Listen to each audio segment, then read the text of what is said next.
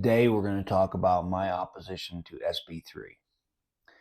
There's several reasons to oppose SB 3, but this is my particular opposition. In no way, shape, or form do I support the bill. There are some things in the bill that they don't make any sense. My name is Dave, and I'm here to oppose SB 3, or more specifically, SB 25003. First and foremost, I'm an American citizen and I want to exercise my rights without infringement. This bill slaps every law abiding citizen in the face while simultaneously building the criminal elements in this state. Without exception, Colorado is creating a black market for firearms parts, ammunition, and accessories. There have been several bills in the last couple of years that has made this absolutely true. Namely, last year's bills in the form of the assault weapons ban, which wasn't passed, thankfully. Although this particular bill is just a rebranded assault weapons ban. The excise tax, which goes into effect 1 April, the storage law within your vehicle, and the mandated training requirement for concealed carry permits. All of these bills have made it financially difficult for a lot of Coloradans. They've made it financially difficult to buy a firearm, financially difficult to maintain a firearm, financially difficult to actually train with the firearm. Unless, of course, you are a state-sponsored citizen in the form of wearing a state uniform and a badge. Only then can you exercise your right to keep and bear arms without question. Senate Bill 3 creates a whole new layer of infringement to keep and possess.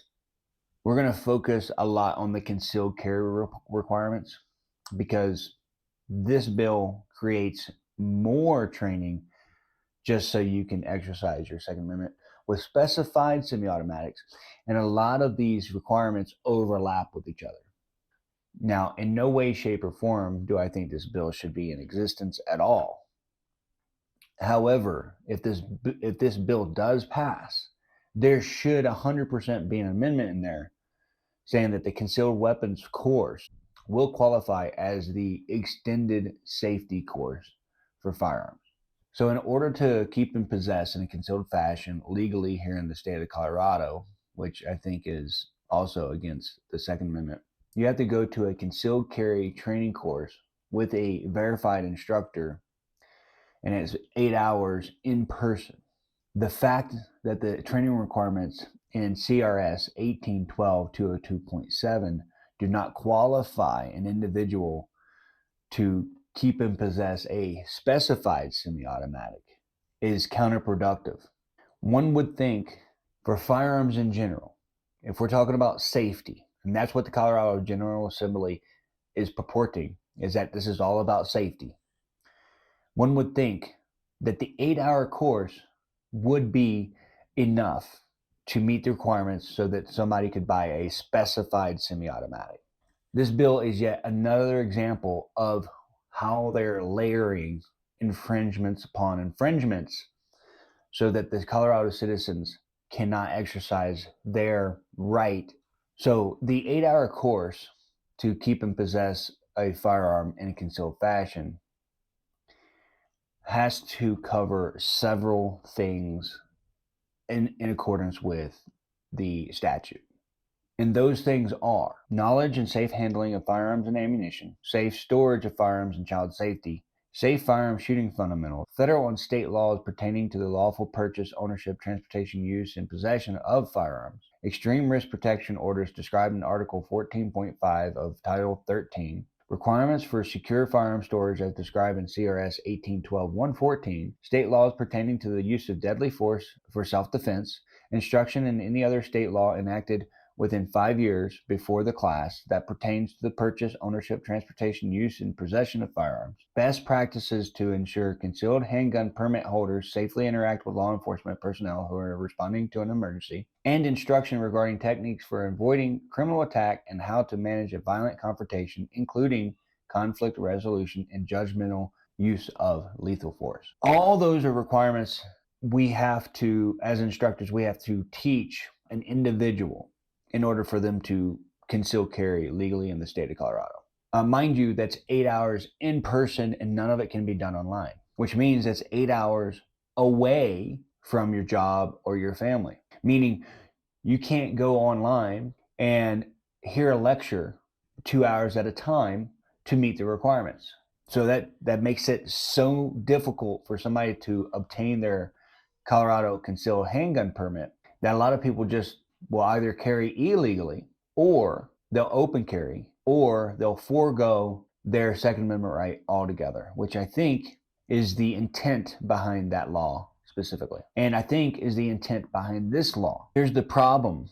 Even though that is intended for people to not exercise their Second Amendment right, unlawful people will still purchase their firearms somewhere. Again, we're going to go back to this law is creating an even bigger black market than there already is.